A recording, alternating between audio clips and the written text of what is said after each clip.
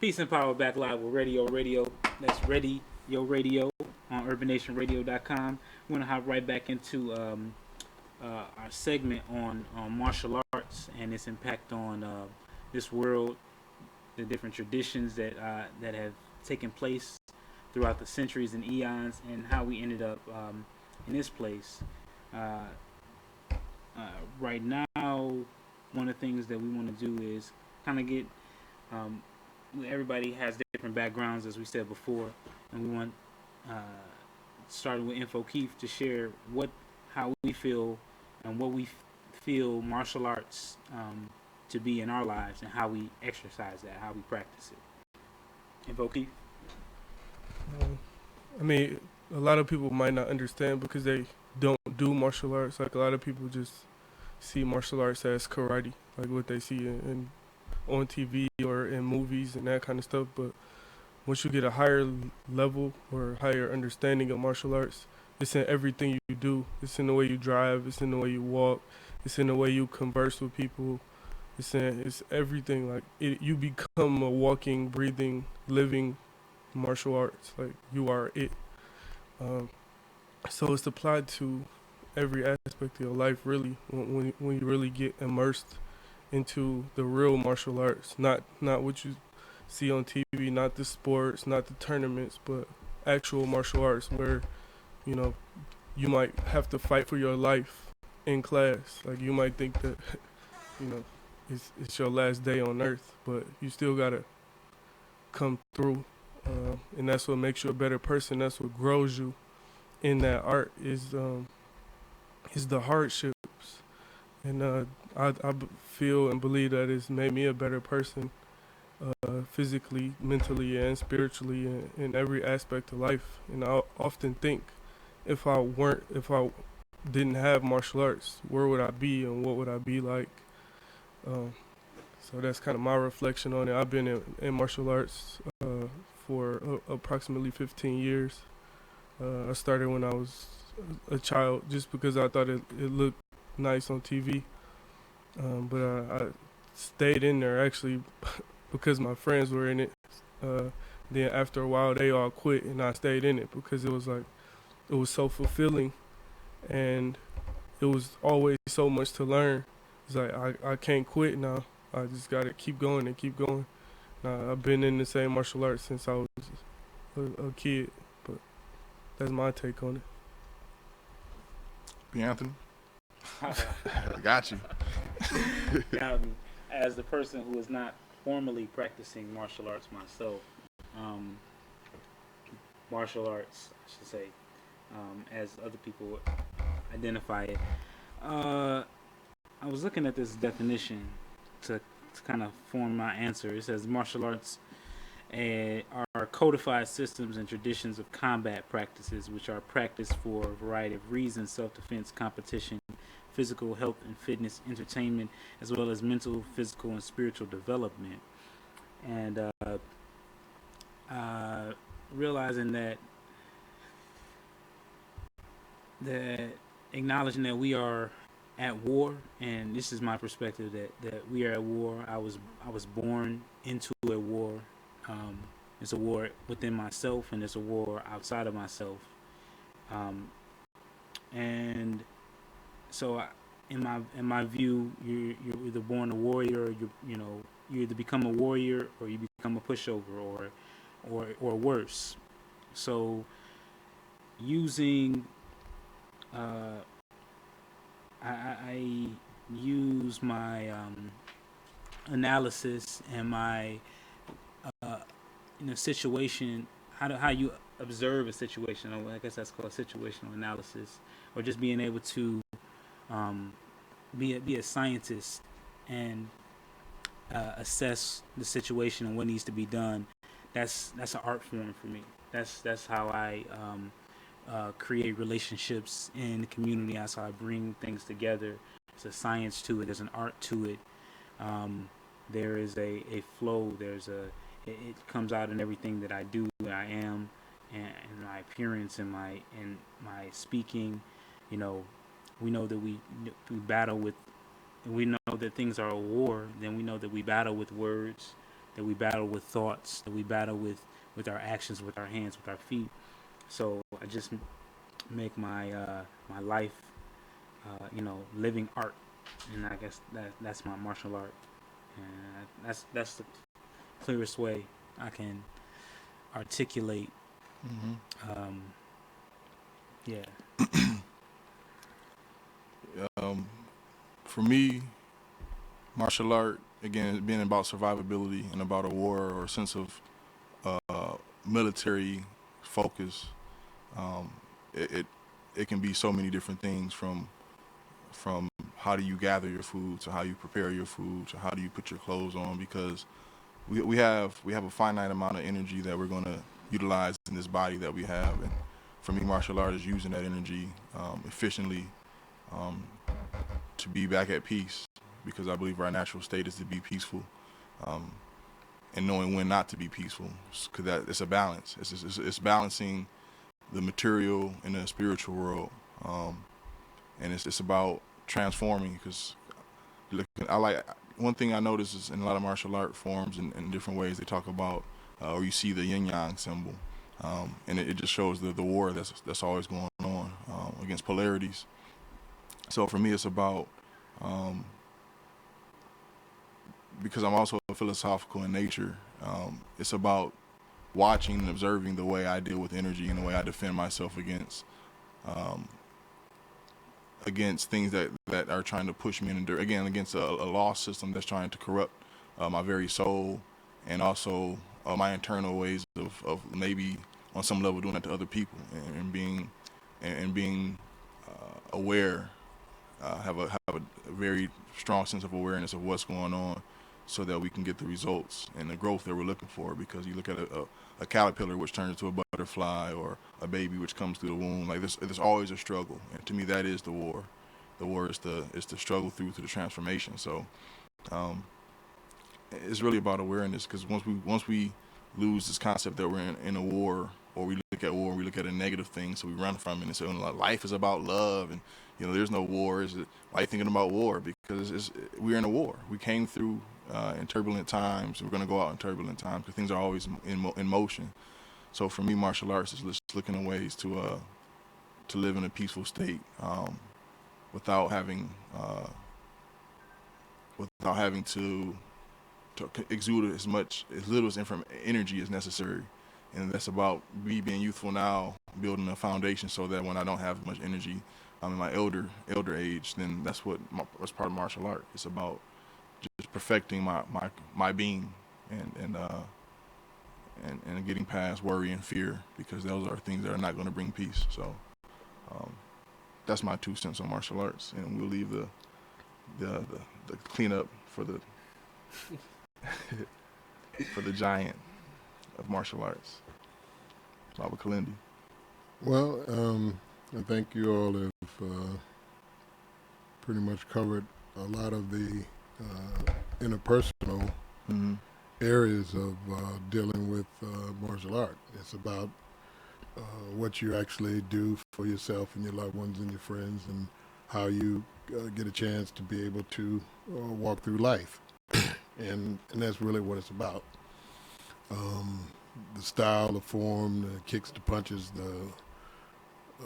that you do very little of the actual fighting portion in your life.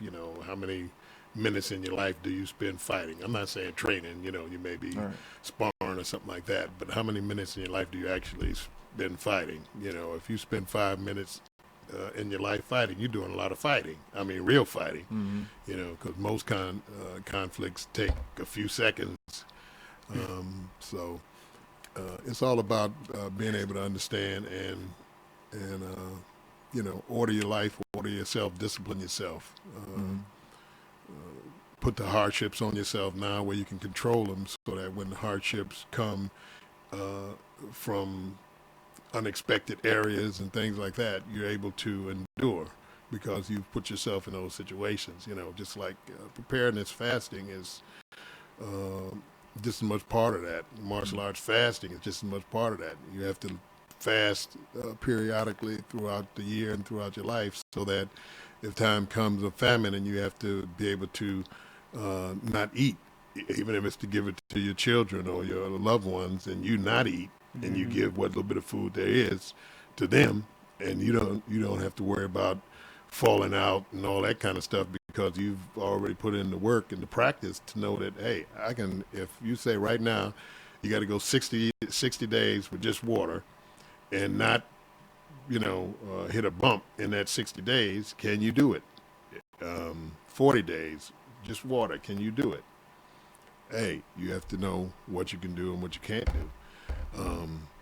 So that if the time comes, you know that when, people put the stress on you if there's no food, after the first 5 days, most of the folks are going to be dead anyway because they're going to die from just, I ain't had no food for 5 days, I'm dying. You found that out during Hurricane Katrina. People died for no apparent reason other than they hadn't had food or hadn't had their medication or hadn't had this or had that. And they just died for just the stress did it because they hadn't prepared themselves or practiced these type of arts like fasting and putting yourself in situations where you have to endure cold or have to endure heat or have to endure the rain and things like that over extended periods. So what do you do? Hey, if the gas cut off, what do you do in the winter? Can you survive? Do you have a sleeping bag? You got enough blankets to put on the bed? Can you put everybody in the bed and huddle up together?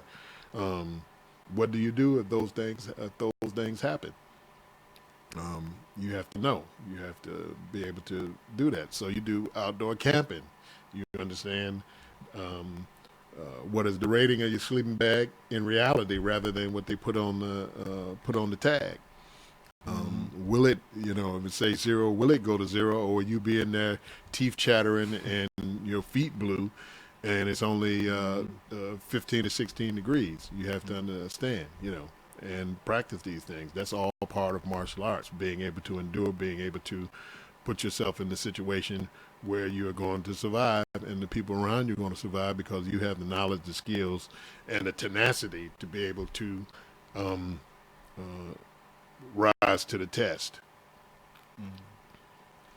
It's something that you said. I've been on this part of my journey for about I guess going on 6 or 7 years now. My second or third year I was in college. I realized that I was doing exactly what you said. I was testing my body to see whether I could withstand eat less, like not necessarily eat nothing, but eat less. Well, that's just college. And I tell you right now, with the calf, those people that got meal plans, you'll get sick real quick. Oh yeah, I was this weekend in University of Mass in Amherst, outside of Boston, lecturing this past weekend, and I went into the campus and I didn't believe it. I went to college for 2 weeks. That was too long. And when I was there, the food was prison food. It was like Salisbury steak and canned corn, stuff like that. Whatever that is. We went in there. They had a sushi bar with sushi chefs, and then they had gourmet burgers over here. Then they had a deli. Then they had a kosher thing over here. Then they had bagels and buns and all that kind of stuff. I'm like, this place is this college food? I didn't know they did that type of thing like that. Because like I said, it was canned corn and Salisbury steak and stuff like that. High C. So you know how you look back on your life and you realize that you were doing things that you knew innately. You knew something about it innately, but it wasn't until later that you got confirmation like this. Hearing you say that and hearing you brothers speak about this, realized I wasn't far off when I was thinking about these things, and I was thinking about what happens in an emergency situation. You would think that the person that's skinnier would die first, but no. Not necessarily. Some of these fat people, I'm sorry, that's rude, insensitive. Obese. Some of these overweight people, unhealthy people, will have a hard time dealing with the change when the food supply goes drastically lower than what they're used to, consuming. So I think that's a really good point. And you know, what I know about martial arts is that it's about discipline. Discipline first and foremost, and a good master will not teach you any moves, that you can hurt yourself with or hurt somebody else if they're not seeing that you have discipline. So I think that's my piece. To veggie back off of that, Catch you back. somebody said earlier that humans. Well, I was having a conversation actually, but one of the points in the conversation was that humans are pretty much at the top of the food chain. We are animalistic, and that we are civilized, and we can use our higher mind to overcome our animalistic nature. Now, I just said, you believe that now, but just wait till the lights go out. Like when people don't have an abundance of food and water, you'll see how animalistic people are actually, how animalistic they are. That's one. And two, you see the parallel in martial arts, where you see the animal systems is, the cranes, the snakes, the lions, the leopards, the different styles like that you see in the movies and all of that. And it just goes to show that fighting itself is animalistic in nature.